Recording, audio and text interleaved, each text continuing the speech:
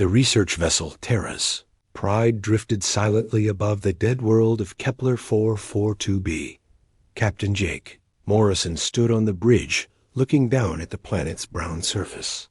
The world had been empty for thousands of years, but the ruins below held secrets that made the long journey worthwhile. "Captain, we're getting some interesting readings from Site 7, said Ben Carter from his communication station. The young officer had been with the crew for 2 years, and Jake trusted his work. Dr. Park wants to extend the dig for another week. Jake nodded and walked to the viewport. 3 months they had been here studying the remains of a civilization that died before humans ever looked at the stars. The Galactic Council had approved their research mission and even sent Ambassador Zethkar of the Hegemony to observe their work. It was an honor that few species received. Down in the planet's largest dig site, Dr. Lisa Park brushed dust from a carved stone tablet. She had spent 15 years studying dead civilizations, and this one fascinated her more than any other. The beings who lived here had built cities that lasted for millennia and created art that still moved her to tears. "Amy, can you bring the scanner over here?" Lisa called to her assistant. Amy Foster was young and eager, fresh from the university with dreams of discovering lost worlds. She reminded Lisa of herself at that age, full of wonder and respect for the past. Amy hurried over with the portable scanner. She loved this work, even though it meant spending months away from Earth in cramped ships and dusty ruins. Every artifact they found was a voice from the past, a message from people who had lived and loved and hoped just like humans did. "What do you think it says?" Amy asked as she ran the scanner over the tablet. "It's a poem," Lisa said softly, "about children playing in gardens that no longer exist." The 2 women worked in comfortable silence as the afternoon wore on.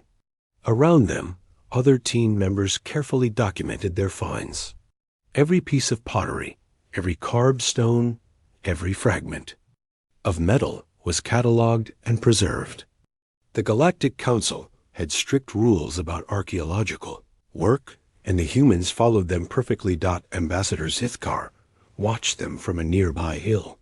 The hegemony representative was tall and thin, with gray skin and large black eyes. He wore the formal robes of his office, but seemed uncomfortable in the planet's heat. Jake had tried to make conversation with him several times, but the ambassador remained coldly polite. "Fascinating how they treat these old things," Zethkar muttered to his aide, "as if they were still valuable." The aide, a younger member of the hegemony diplomatic corps, nodded agreement. "The humans seem very emotional about their work, Ambassador. Is this normal for their species?" "Emotional indeed," Zethkar replied. "They actually seem to care about these dead creatures. It shows weakness of character."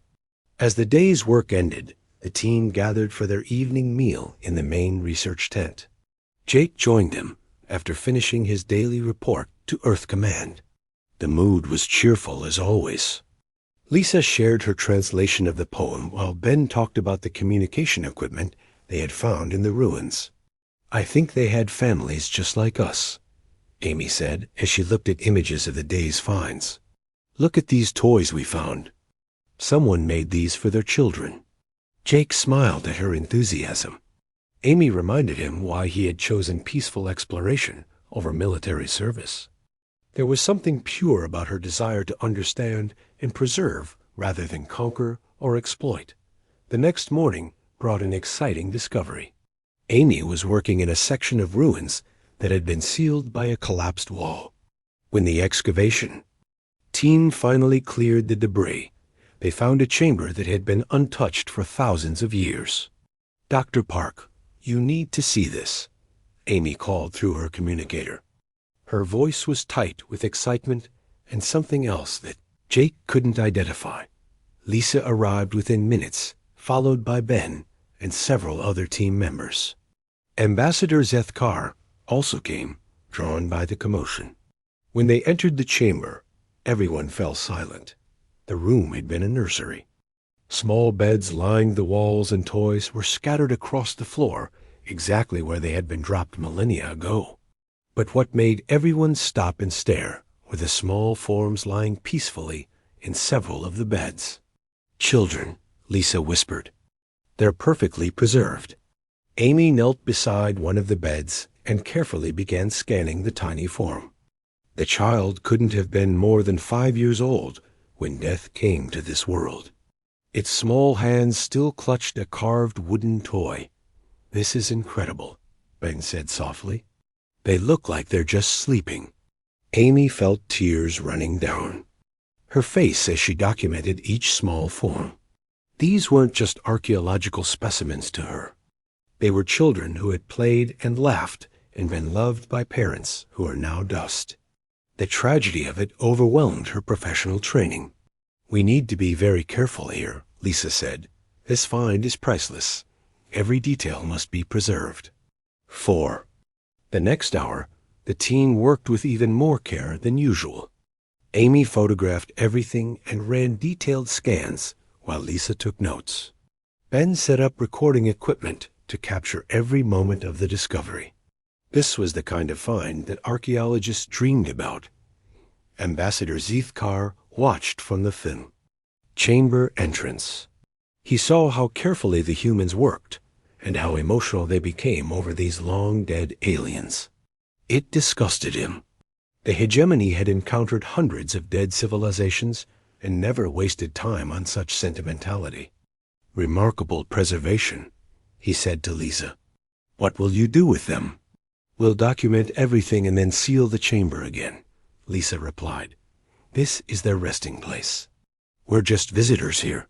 The ambassador's eyes narrowed. "These humans actually planned to leave the specimens here instead of taking them for study. Such weakness would be useful information for his superiors."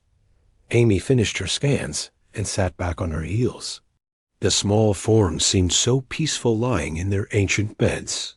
She thought about her own childhood and wondered what games these children had played. What songs had their parents sung to them? What dreams had they carried into that final sleep? "It's so sad," she said quietly. "They were just babies." That was when Ambassador Zeethkar made his decision. The humans' emotional response to these ancient remains represented exactly the kind of weakness the hegemony needed to exploit. With calculated cruelty, he stepped forward and brought his heavy boot down on the nearest preserved form. The ancient remains crumbled to dust under his weight. Amy screamed and lunged toward him, but he backhanded her across the face with shocking violence. She collapsed unconscious beside the ruined bed as the ambassador deliberately stepped on 2 more of the preserved children.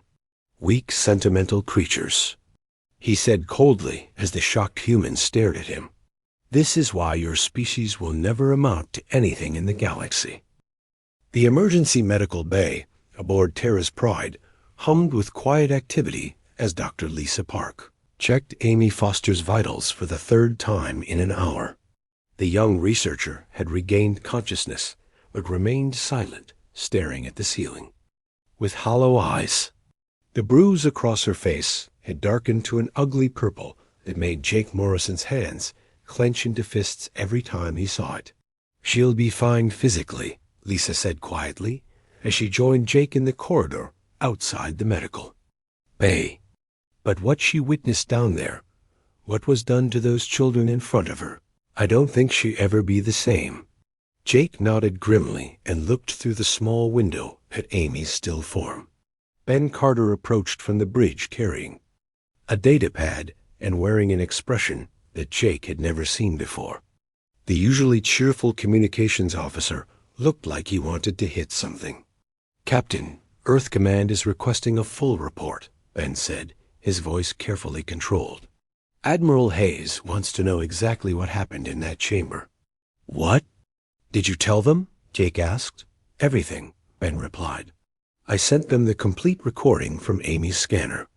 They have video of the whole incident."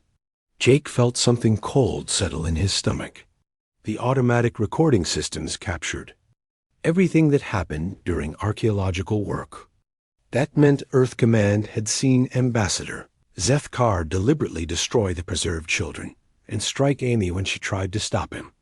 3 days later, and 14 light years away, Admiral John Hayes sat in his office at Fleet Command, staring at a screen that showed the final moments before Amy Foster lost consciousness. He had watched the recording 12 times, and each viewing made him angrier than the last. Around him, his senior staff maintained professional silence, but Hayes could see the rage burning in their eyes. "Sir," said his aide, Commander Pete Collins, "the recording has been classified, but somehow it's spreading through civilian networks. The Archaeological Institute received a copy an hour ago." Hayes closed his eyes and rubbed his temples. Once the academic community saw this footage, there would be no containing the reaction. Archaeologists were peaceful people, but they were also passionate about preserving the past. Watching ancient children be destroyed out of spite would hit them harder than a military attack. "How did it leak?" Hayes asked, though he suspected he already knew the answer. "Someone on Terra's Pride sent it to their colleagues on Earth," Collins replied. "Probably Dr. Park or one of the other researchers. They wanted people to know what happened." Hayes couldn't blame them for that. If someone had attacked his people and destroyed irreplaceable historical artifacts, he would want the world to know about it too. But the political implications were staggering.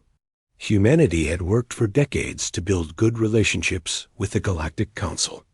This incident could destroy everything they had accomplished. On the other side of the continent, Dr. Charlie Wong was holding an emergency meeting at the Human Archaeological Institute. The main auditorium was packed with researchers, professors, and graduate students, all of whom had seen the footage from Kepler 442b. The usual academic calm had been replaced by an anger that surprised even Charlie with its intensity. "We trusted them," said Dr. Nancy Price, who had spent 20 years studying alien cultures. "We followed every rule, every protocol they gave us. We treated their dead with more respect than they showed ours." "This wasn't random," added Professor Bill James from the Xenorchaeology Department. "Ambassador Zithkar knew exactly what he was doing. He wanted to hurt us by destroying something we cared about." Charlie stood at the podium looking out at faces filled with an emotion he had rarely seen in academic settings. These were people who dedicated their lives to understanding and preserving the past. Watching ancient children be crushed for no reason other than cruelty had awakened something in them that had nothing to do with scholarship. "The question is, what do we do about it?" Charlie said. "We can file protests through official channels, but we all know how effective that will be." "We document everything," said Dr. Helen Martin from the back of the room. "Every site the hegemony has damaged, every artifact they've destroyed, every culture they've tried to erase. We make sure the galaxy knows what they really are." The room erupted in agreement. These academics, who usually spent their time debating theories and methodologies, were talking about something that sounded almost like war preparation. But it was war waged with data and documentation rather than weapons and soldiers. Meanwhile, Captain Sam Torres of the Human Defense Fleet was receiving very different information through very different channels. The intelligence networks that humans had quietly built across the galaxy were reporting disturbing patterns that went far beyond a single incident on a dead world. "It's not the first time," Torres told his senior staff during a classified briefing. "Our contacts are reporting similar incidents across hegemony space. They target whatever each species values most and destroy it deliberately." "Testing reactions," said Commander Julie Adams, Torres's intelligence officer. "They're trying to figure out which species will fight back and which ones will submit." Torres studied the reports spread across his desk. The hegemony had destroyed sacred sites, murdered artists, and burned libraries on dozens of worlds. Each incident was carefully calculated to break the spirit of the target species. Most had simply accepted the loss and tried to avoid further conflict. They think we'll do the same, Torres realized. They think destroying those children and hurting our researcher will make us more compliant. Will it? Asked Major Rick Stone. Torres's tactical officer Torres thought about Amy Foster lying unconscious beside the ruined remains of ancient children. He thought about the fury he had seen in the eyes of academics who had never held a weapon in their lives. He thought about the way humans reacted when someone hurt their people or destroyed something they cared about. No, he said finally. It won't make us more compliant. It's going to do the exact opposite. The implications of that statement hung in the air like smoke from a fire that was just beginning to burn. For generations, humanity had been peaceful explorers and researchers, content to study the galaxy rather than conquer it. But there were older patterns buried in human nature, instincts that had been dormant since the species reached the stars. Back on Earth, President Karen Mitchell was receiving briefings from both the military and civilian leadership. The footage from Kepler 442b had reached her office within hours of the incident, but the reaction from human society was taking longer to develop and assess. The archaeological community is mobilizing, her chief of staff reported. They're treating this like an attack on human civilization itself. And the military? Mitchell asked. Admiral Hayes is requesting authorization to recall our deep space exploration fleets, came the reply. He wants to consolidate our forces for what he calls defensive preparations. Mitchell understood the subtext. Hayes wasn't preparing to defend human space from attack. He was preparing for humanity to go on the offensive for the first time in living memory. The question was whether the galaxy was ready for what humans became when someone pushed them too far in the depths of space. Aboard ships scattered across dozens of systems, human crews were receiving new orders and asking themselves questions they had never thought to consider. Could they stand by and watch while innocent people suffered the same cruelty that Amy Foster had witnessed? Could they let the destroyers of children sleep peacefully while their victims turned to dust? The answers they gave themselves would reshape the galaxy in ways that neither humans nor aliens could yet imagine. Fleet Admiral Mike Rodriguez stood in the war room, deep beneath Earth's capital, staring at displays that showed the movement of human ships across the galaxy. For the first time in 3 generations, those ships were not moving to explore or research or trade. They were moving to positions that military strategists called attack formations, though no one was using those words yet. Sir, the Canterbury and the New Horizon have reached their assigned coordinates, reported Captain Lara Bell from her position at the tactical station. All deep space research vessels are responding to recall orders. Rodriguez nodded and turned to the larger display that showed the entire galactic arm where humanity had spread over the past century.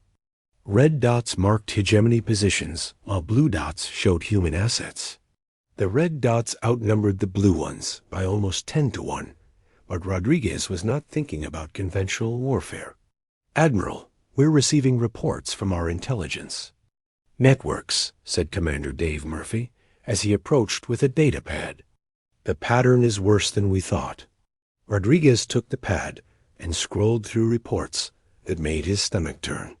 The hegemony had not just tested humanity with their attack on the archaeological site. They had been systematically breaking species across the galaxy for centuries, always targeting what each culture valued most. Artists, historians, children, sacred sites, irreplaceable artifacts. Nothing was too precious or innocent to be destroyed if it served their purposes. They're not just conquerors, Rodriguez realized. They're destroyers of hope itself. Across the city, Dr. Rachel Green was working with a team of military psychologists to analyze everything humanity knew about hegemony tactics. The psychological warfare division had been a small department focused on understanding alien cultures, but overnight It had become central to Earth's military planning. Their entire strategy is based on breaking will through targeted cruelty, Rachel explained. To the Joint Chiefs of Staff during an emergency briefing. They study each species to find what they care about most, and they destroy publicly and brutally. And that works? Asked General Paul Wright. For most species, yes, Rachel replied. Fear of having what you love destroyed keeps entire civilizations in line. But they've made an error in their assessment of humans. She activated a holographic display that showed psychological profiles of various galactic species. Most showed predictable patterns of submission after experiencing targeted trauma. The human profile was different. We don't just get sad when we see cruelty, Rachel continued. We get angry. And human anger, when properly directed, doesn't lead to submission. It leads to action. In the research labs beneath the Pentagon, Dr. Helen Clark was making discoveries that would change the course of the coming conflict. The archaeological data that Amy Foster and thousands of other human researchers had collected over the decades was revealing patterns that no one had noticed before. Look at this, Helen said to her team as she projected images of ruins from a dozen different worlds. These civilizations didn't just die from natural disasters or wars. They were systematically destroyed by the same methods the hegemony uses now. Her assistant, Dr. Kevin Lee, studied the images with growing excitement. They've been doing this for thousands of years, breaking civilizations and then ruling over the survivors. But some civilizations fought back, Helen said as she highlighted different sections of the archaeological record. And when they did, they left behind weapons and technologies that the hegemony never fully understood or destroyed. The implications hit Kevin immediately. We're not just fighting for ourselves. We're fighting for every species that's been broken by these methods. Helen nodded and pulled up another display showing technological specifications that had been buried in archaeological reports for decades. And we have access to weapon systems that they think were lost forever. Meanwhile, in shipyards across human space, the industrial capacity that had built humanity's peaceful expansion was being converted to military production. Factory supervisor Maria Santos watched as the assembly lines that had produced research equipment began turning out weapon systems instead. It's not just about building guns and ships, Maria told her engineering team. We're building hope. Every weapon we make is a promise to species across the galaxy that the cycle of cruelty can be broken. Engineer Tom Bradley was working on modifications to existing human technology that would give them advantages the hegemony could not anticipate. Human shields, designed to protect research teams from environmental hazards, could be adapted to stop energy weapons. Communication systems built for peaceful contact could become tools for coordinating resistance movements. We're not starting from zero, Tom explained to Admiral Rodriguez during a technical briefing. Everything we built for exploration and research can be adapted for war. The hegemony has never faced an enemy that understood them this well. The psychological analysis teams had been working around the clock to understand how the hegemony thought and operated. Commander Steve Adams led the Tactical Analysis Division that was turning academic research into military intelligence. They expect us to respond like other species, Steve told his team. They think we'll either submit immediately or fight a conventional war that they can win through superior numbers and technology. But we're not going to do either of those things, said Lieutenant Colonel Jane Foster, Amy's older sister, who had requested transfer to the analysis division after learning what happened to her sibling. No, Steve agreed. We're going to do something they've never encountered before. We're going to fight a war of liberation. The concept was radical in galactic terms. Most species fought to defend their territory or conquer new resources. Humanity was preparing to fight to free every enslaved population and restore every culture the hegemony had destroyed. It was not just military strategy, but a fundamental rejection of everything the hegemony represented. In secure communications centers, human intelligence officers were making contact with resistance movements that had been operating in hegemony space for generations. These groups had survived through careful secrecy and small-scale operations, never daring to hope for major change. Captain Roy Evans, commanding the stealth ship Nightfall, had established contact with 17 different resistance cells in the past week alone. The message he carried was simple but revolutionary. Humanity was coming, and they were bringing the means to fight back effectively. "We're not asking you to trust us," Evans told the leaders of these underground movements. "We're asking you to trust yourselves. The weapons and technology we're sharing will work. The tactics we're teaching will succeed. The question is whether you're ready to stop hiding and start winning." The response from across hegemony space was immediate and overwhelming. Resistance movements that had been barely surviving suddenly found themselves equipped with advanced weapons and communication systems. More importantly, they found themselves part of a galaxy-wide network of beings who refused to accept cruelty as inevitable. Back on Earth, President Mitchell was addressing the combined leadership of humanity's government and military. The decision that faced them was unprecedented in human history, whether to commit their entire civilization to a war that would either free the galaxy or destroy everything humanity had built among the stars. "We could try diplomacy," Mitchell said, though her tone made clear what she thought of that option. "We could file protests and hope the Galactic Council takes action against the hegemony." "That would take decades," Admiral Hayes replied. "And in the meantime, how many more Amy Fosters will suffer? How many more ancient children will be crushed under the boots of casual cruelty?"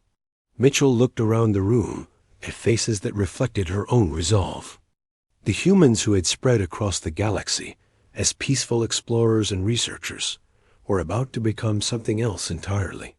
They were about to become the galaxy's immune system, identifying and eliminating the disease of systematic cruelty, wherever it had taken root. "Then we go to war," she said simply. "Not for conquest or revenge, but for the simple principle that no being should have to watch their children's memory be destroyed for someone else's amusement." The first human fleet to enter contested space appeared at the edge of the Rigel system like ghosts materializing from the void. Captain Roy Evans commanded 12 ships that carried more than weapons and soldiers. They carried something the galaxy had never seen before: the complete cultural archives of 6 civilizations that the hegemony had claimed were extinct. "All ships begin broadcasting on all frequencies," Evans ordered from the bridge of his flagship. "Aurora, let every being in this system know what we're really fighting for." The transmissions that flooded Rigel space contained archaeological records, artistic works, historical documents, and family genealogies that the hegemony had spent centuries trying to erase. Species that thought their ancestors were forgotten discovered that human researchers had preserved every detail of their heritage with loving care. On the surface of Rigel Prime, Zara of the Kelani people stopped working in the forced labor camp, where she had spent the last 10 years. The voice coming from the communication speakers was speaking her grandmother's language, reciting poems that Zara thought no one remembered anymore. "How is this possible?" whispered her friend Jorik, whose own people had been scattered across a dozen prison worlds after their rebellion. "Failed 50 years ago." The answer came in the form of detailed historical records that showed human archaeologists had spent decades documenting Kelani culture before the hegemony destroyed their homeworld. Every song, every story, every recipe passed down through generations had been preserved by beings who had never met the Kelani, but respected their right to be remembered. Across the galaxy, similar scenes were playing out on hundreds of worlds. The hegemony had built their empire on the principle that destroying a people's culture would break their will to resist. But humanity was giving that culture back, more complete and detailed than the survivors had ever dreamed possible. Ambassador. Linda White stood before the Galactic Council on the neutral station of Nexus Point, facing beings who had watched civilizations rise and fall for millennia without intervening. The council chambers were packed with representatives from species that had never shown interest in human affairs before. Honored council members, Linda began, her voice carrying across the vast chamber. Humanity hereby formally withdraws from all galactic treaties and accords. We no longer recognize the authority of this body to govern our actions. The announcement sent shockwaves through the assembled delegates. Council Chairman Vex High of the ancient Eternal Dominion leaned forward. In his ceremonial seat, Ambassador White, such a declaration has serious implications, Vex High said carefully. Your species has benefited greatly from Council protection and trade agreements. We have also followed Council rules while watching systematic genocide. Linda replied. We documented every atrocity, filed every proper report, followed every protocol. And still the hegemony continues to destroy cultures and murder innocents with your implicit approval. She activated a holographic display that filled the chamber with images of destroyed worlds, murdered artists, and cultural sites reduced to rubble. The evidence came from human archaeological surveys, intelligence networks, and witness testimonies that spanned centuries. This ends now, Linda continued. Humanity will no longer seek permission to do what is right. We will act according to our own moral code, and that code says no being should watch their children's memory be crushed for another's amusement. The council erupted in debate, but Linda had already left the chamber. Her message was not really for the council anyway. It was for the hundreds of species watching the broadcast, many of whom were learning for the first time that someone was willing to fight for principles rather than territory. In the hegemony, capital system of Dominax. War Commander Veshka was receiving reports that should have been impossible. Entire sectors of their empire were experiencing coordinated uprisings, all timed to coincide with the arrival of human fleets carrying weapons and supplies for local resistance movements. How did they coordinate this? Veshka demanded of his intelligence chief. We monitor all communications in our territory. They didn't use our communication networks, the intelligence chief replied nervously. Somehow they established their own system using archaeological survey equipment that's been in place for decades. The realization hit Veshka like a physical blow. The humans had been preparing for this war since they first started studying alien cultures. Every research mission, every archaeological dig, every cultural exchange had been building toward this moment. They turned their entire exploration program into an intelligence network, he said in amazement. Every human researcher was a potential spy, every cultural site a possible weapons cache. On the border world of Epsilon Ceti, General Frank Murphy was witnessing something that military historians would study for generations. His human Marines were fighting alongside aliens who had been enemies just days before, united not by political alliances, but by shared outrage at hegemony cruelty.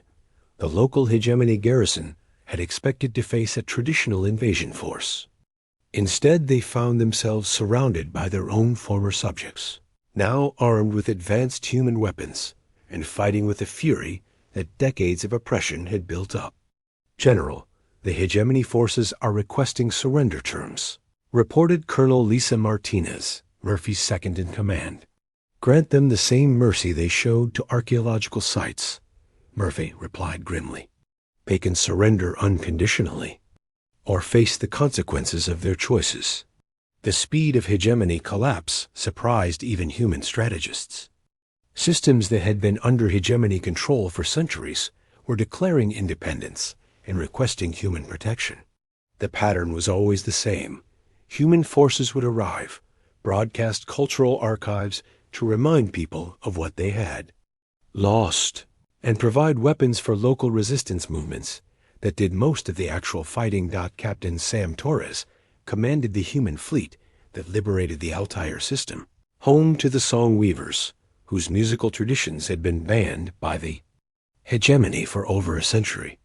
When Torres broadcast recordings of ancient song-weaver melodies that human ethnomusicologists had preserved, the entire planet joined the uprising within hours.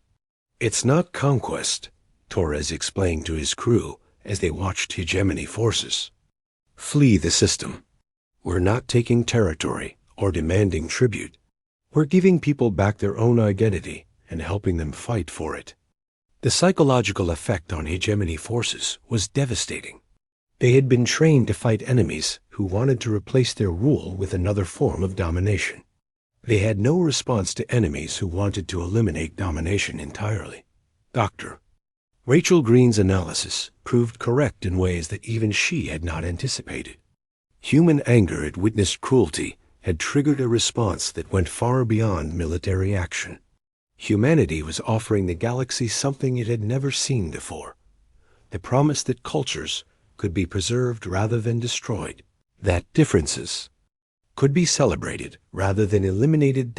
In systems across hegemony space, beings who had lived their entire lives under oppression were rediscovering traditions they thought were lost forever. Human researchers who had spent decades studying alien cultures found themselves welcomed as heroes by the very peoples they had studied. Amy Foster, now recovered from her injuries and serving as Director of Cultural Restoration, stood in the Kolj rebuilt nursery chamber on Kepler 442b. The ancient children's remains had been reconstructed, using data from her original scans, and representatives from dozens of species had come to pay their respects. "They tried to make us forget," said Elder Kef of the Spiral Dancers, whose people had been enslaved for 3 generations. "But your people remembered for us." Amy looked at the peaceful forms of the ancient children, now surrounded by flowers and offerings from species across the galaxy. The chamber had become a shrine, not just to these particular children, but to the idea that innocence deserved protection rather than destruction. "We remember because forgetting would make us complicit." Amy replied, "Every culture that's been destroyed, every child that's been harmed, every work of art that's been burned, we remember it all, and we make sure it never happens again."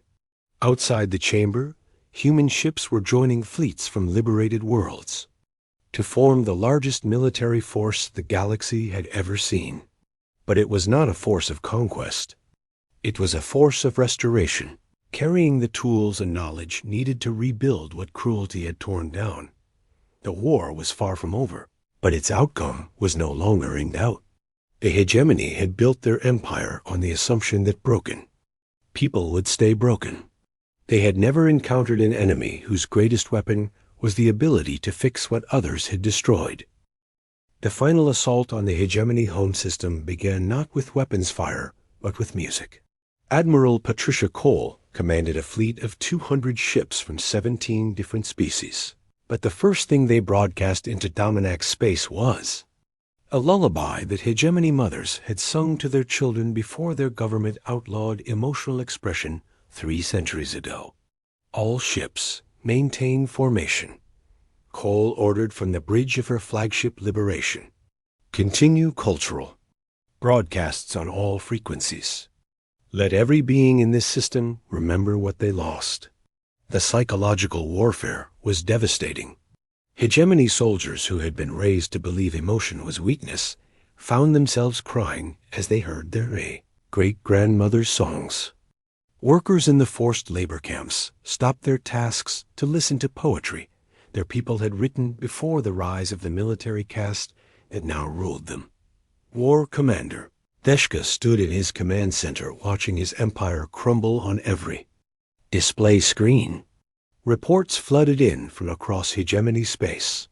Entire fleets deserting, worlds declaring independence, military commanders refusing orders to fire on civilian populations that were rising up with human-supplied weapons. "Sir, the outer defense perimeter has collapsed," reported his aide, whose voice shook with barely controlled panic. "Our forces are requesting permission to withdraw to the inner system." "Denied," Eshka said coldly. "We hold every position until death."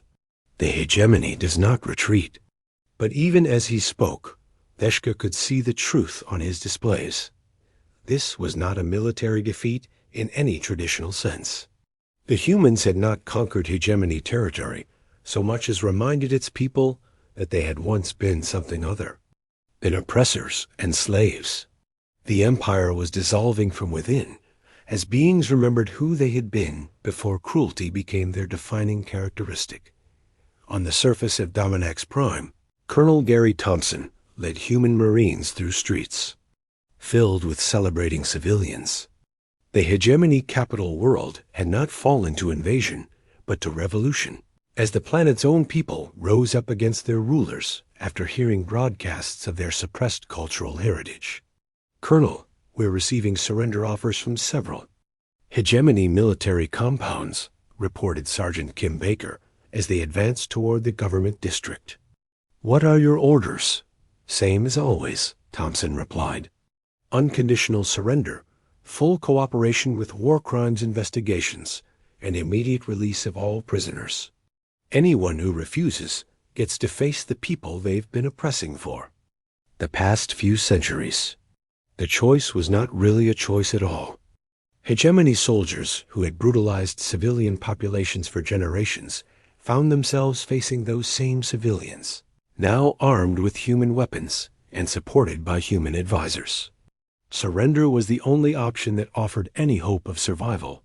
In the ruins of the ancient archaeological site on Kepler 442b, Amy Foster stood with representatives from 43 different species as they completed the memorial to all cultures, destroyed by hegemony cruelty.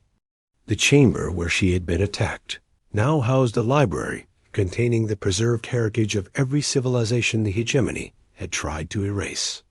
We gather here not just to mourn the dead, Amy said to the assembled delegates, but to celebrate the living.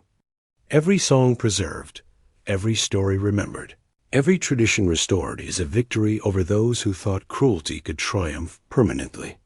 Elder Mira of the Sunset People, whose entire homeworld had been turned into a mining operation, stepped forward to place a carved stone among the memorial offerings. Her people had been scattered for 2 centuries, but human researchers had preserved their historical records so completely that they were now rebuilding their society on a new world. The humans gave us back our children's names, Mira said, her voice carrying across the chamber.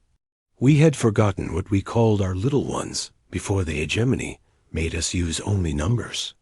Now our children have names again, and they know the stories of their ancestors. The memorial ceremony was being broadcast across the galaxy, not as a celebration of human victory, but as a promise that no culture would ever again face extinction alone. The war machine that humanity had awakened was not designed to conquer but to preserve, not to destroy but to restore. Back in the Dominax system, Admiral Cole was accepting the surrender of the last hegemony fleet. The enemy ships hung motionless. In space, their crews unwilling to fight for a cause that had lost all meaning when their own people turned against them. Admiral Cole, came the transmission from the hegemony flagship. War Commander Veshka requests terms for the surrender of all remaining hegemony forces. Cole studied the tactical display showing the scattered remnants of what had once been the galaxy's most powerful military force. Most of the ships were already broadcasting surrender signals, their crews having heard the cultural transmissions and remembered what their people had been before the military caste took control. There are no terms, Cole replied. Unconditional. Surrender, immediate cooperation with investigation teams, and full disclosure of all war crimes. Your choice is surrender or destruction. The response came quickly. Veshka himself appeared on the communication screen, his gray features showing the defeat that went deeper than military loss. He had watched his entire worldview collapse. As species after species chose hope over fear, restoration over destruction. The hegemony surrenders, he said simply. We yield to your superior understanding of warfare. Cole almost smiled at that. The humans had not won through superior firepower, or tactics, though both had played their part. They had won by offering the galaxy something it had never seen before, a promise that victims could become victors not through revenge, but through restoration. The trials that followed were unlike anything in galactic history. HFY War. Criminals faced not just human judges, but representatives from every species they had wronged. The testimonies filled archives that would be studied for millennia, creating a complete record of systematic cruelty and the courage required to overcome. IT Dr. Rachel Green led the psychological rehabilitation programs for former HFY soldiers and administrators. Many had spent their entire lives believing that causing suffering was natural and inevitable. Learning to see their victims as people rather than obstacles required fundamental changes in thinking that took years to accomplish. The remarkable thing, Rachel told a conference of galactic psychologists, is how many of them wanted to change once they understood what they had really been doing. Cruelty is not natural for most beings. It has to be taught and reinforced constantly. Amy Foster found herself appointed as the first director of Galactic Cultural Preservation, tasked with ensuring that what had happened to the ancient children on Kepler 442b would never happen again. Her office was flooded with requests from species across the galaxy who wanted help preserving and restoring their heritage. "We're not trying to control anyone," Amy explained to a gathering of cultural leaders. "We're just offering tools and knowledge to help people preserve what they value most. Every culture deserves to remember its children's names." The galaxy that emerged from the war was fundamentally different from what had existed before. The Galactic Council was replaced by a federation based on cultural preservation rather than political control. Trade agreements included clauses protecting archaeological sites and cultural practices. Military forces were restructured to focus on protection rather than conquest. On Earth, Admiral Hayes stood in the same war room where humanity's response to hegemony cruelty had been planned. The displays now showed peaceful merchant vessels and research ships spreading across the galaxy, carrying tools for preservation rather than weapons for destruction. "It's over," he said to President Mitchell as they watched the final hegemony holdouts surrender on a distant world. "The war machine we built has done its work." Mitchell nodded and looked at reports from across human space. The industrial capacity that had been converted to military production was now being used to build schools, hospitals, and cultural centers on liberated worlds. The intelligence networks that had coordinated the war were becoming communication systems that helped scattered peoples reconnect with their heritage. The machine isn't shutting down, Mitchell realized. It's just changing purpose again, from exploration to war to restoration. The final image that would be remembered from the war was not of military victory or political triumph. It was of Amy Foster standing in the restored nursery chamber on Kepler 442b, surrounded by children from dozens of different species who had come to pay their respects to the ancient dead. The children placed flowers and small toys among the memorial artifacts, their offerings mixing with relics that were thousands of years old. But the important thing was not the age of the artifacts or the species of the children. The important thing was that innocence was being honored rather than destroyed. That memory was being preserved rather than erased. Humanity's war machine had awakened not to conquer the galaxy, but to ensure that no child would ever again watch their ancestors' memory be crushed under the boot of casual cruelty. In the end, that proved to be the most powerful weapon of all.